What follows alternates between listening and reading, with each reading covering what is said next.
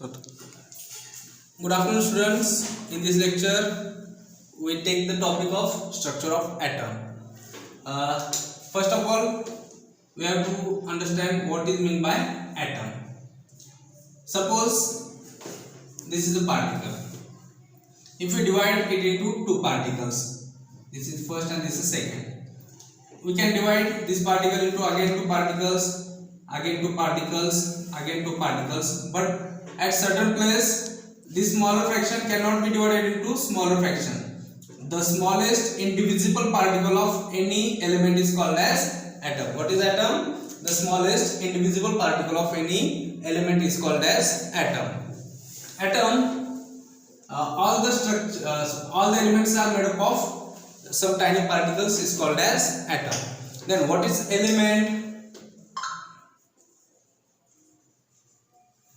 The substances which are made from number of moles and molecules is called as element. Then if you consider single molecule, it consists of so many atoms. Okay. Then in molecules there are three main subparticles. First is proton, second is neutron, and third is electron.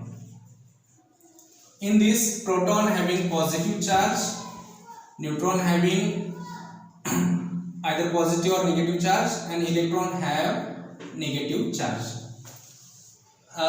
If we take the structure of any element or any molecule, all the neutrons and protons are situated in the nucleus. This is nucleus of any element. Then here protons and neutrons are present, and the electrons are revolve around the nucleus in a particular orbit. There are four main suborbits. First is K, second is L, third is M, and fourth is N. The capacity of K is maximum 2 electrons. The capacity of L is 8 electrons. For M it consists 18 electrons, and for N it consists 32 electrons. These electrons are revolved around the nucleus, and in nucleus protons and neutrons are there. Suppose we have an element having atomic number 11. Example, sodium.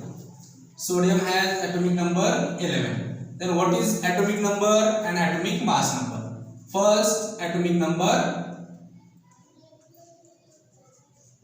The number of electron present in the element is called as atomic number. Suppose it has atomic number 11, then it has electrons 11, proton 11.